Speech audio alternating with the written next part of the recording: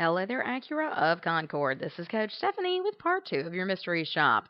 I submitted a request via the Hendrick website on January 21st at 9:25 a.m. I never received a phone call from your dealership. I can actually show you the call log. I used the phone number 925-892-3586.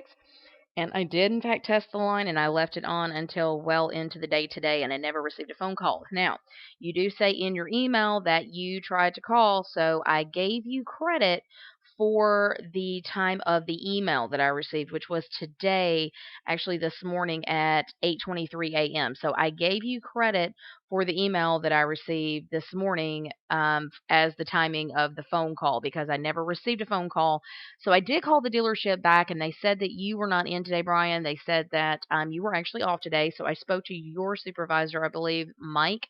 I don't have a Mike in the system, so I'm actually putting the shop under your name. If you get back in to the office tomorrow or Monday, let me know his information, and I can definitely. I'd rather put it under his name because he is the person that I spoke to, but I didn't have his information, so I did put this shop under your name. Just please let me know, and I'll be glad to switch it over, okay? But let's take a look at the shop.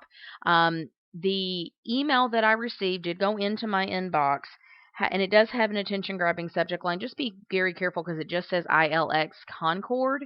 You want it to say your ILX is available at, Acura of Concord or something along those lines. But I did give you credit for the subject line being attention grabbing. Also, you want to be sure that the email is not just all about the fact that you try to contact the person on the phone. When you're sending them the first contact via email and you haven't spoken to them yet, you want to be sure that you validate the customer's decision of vehicle by giving positive words or industry information on the vehicle. You want to give some type of information on the exact vehicle they inquired on. It could be, a specific link back to the website to that specific vehicle. It could be, features that are on the vehicle or a copy of the Carfax if it's used, something along those lines. You want to be sure you also address availability. Let them know if that exact vehicle is in fact available. Also, you want to be sure that the email has a complete signature file, which this one does. You also want to be sure that you address any questions that were in the lead submission. There actually was no question, so you got full credit for that. But always give the value statement in your phone call and your email as well so that you make your dealership stand apart from the competition. Keep in mind, when they're shopping online, chances are they are looking at multiple dealerships, and you want to make sure that you make your dealership stand apart from the competition. I actually called Mike back today, and once I got off the phone with him, I never received a follow-up email from him. You want to be sure once you get off the phone with the customer that you do, in fact, send a follow-up email within less than 15 minutes. So remember, it's all about timing. You want to be sure that you call the customer in less than 15 minutes. You want to be sure that you grab control of the call and use the script so that you can schedule an appointment and get them to your dealership.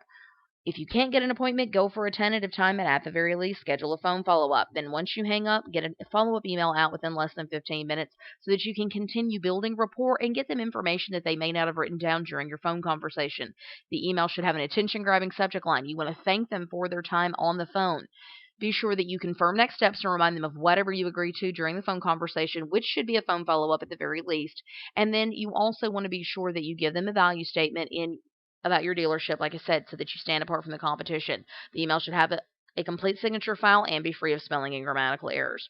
So keep up the hard work and keep practicing. Like I said, please let me know when you get in on Monday. We can definitely switch this over and put it underneath Mike's name. You're actually not the one I talked to. I'd rather it go under his name since he's the one that I spoke to. I just didn't have his information, okay? Have a great day. Your secret code for today is timing. TIMING, timing. Have a great day.